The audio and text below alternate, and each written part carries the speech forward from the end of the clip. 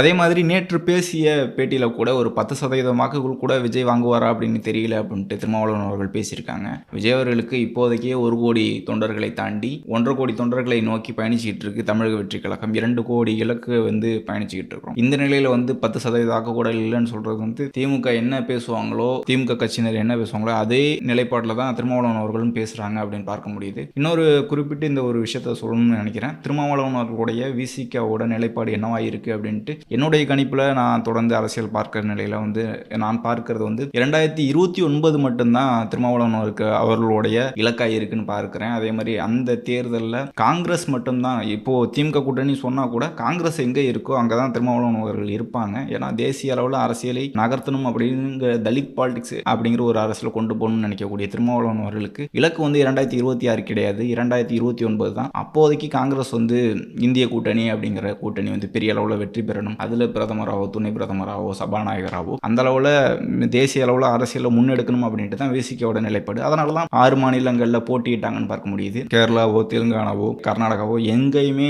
வெற்றி பெறலனா கூட, மகாராஷ்டிராவில் கூட போட்டியிட்டாங்க, எங்கேயுமே வெற்றி பெறலனா கூட தேசிய அளவில் நாங்கள் அரசியல் கட்சி வச்சிருக்கோம், தேசிய அளவில் நாங்கள் அரசியல் பண்ணுறோம், எங்களுக்கு தலித் அப்படிங்கிற வாக்குகள் ஒட்டுமொத்தமாக வருதுன்னு சொல்கிறாங்க. அதை நோக்கி தான் பயணிச்சுட்டு இருக்காங்க. தமிழ்நாட்டிலேயே அவர் ஒட்டுமொத்த சமூகமும் அவருக்கு வாக்கு செலுத்தியிருந்தாங்க அப்படின்னா, இங்கே ஒடுக்கப்பட்ட மக்கள் அதே மாதிரி இஸ்லாமியர்கள் கிறிஸ்தவர்கள் வாக்கு செலுத்துறாங்கன்னா திருமாவளவன் அவர்கள் தான் இன்றைக்கு முதலமைச்சராக இருக்கணும். ஆனால் எந்த ஒரு கட்சிக்கும் ஒட்டுமொத்த சமூகமும் வாக்கு செலுத்தலை அப்படிங்கிறத புரிஞ்சுக்கங்க. திருமாவளவன் அவர்கள் தேசிய அளவில் ஒரு அரசியலை எடுக்கணும்னு நினைக்கிறாரு. 2029 அவர் தொடர்ந்து அந்த நிலைப்பாட்டில் தான் பயணிச்சுட்டு இருக்காரு. 2029 தேர்தலை நோக்கி தான் பயணிச்சுக்கிட்டு இருக்காங்க. அதனால தான் அந்த திமுக கூட்டணியில் இந்திய கூட்டணியில் பயணிக்கிறோம் அப்படின்ட்டு சொல்லிட்டு இருக்காரு. காங்கிரஸ் தான் அவரோட இலக்கா இருக்கு, தேசிய அளவில் அரசியல் அப்படிங்கிறது தான் இலக்கா இருக்கு.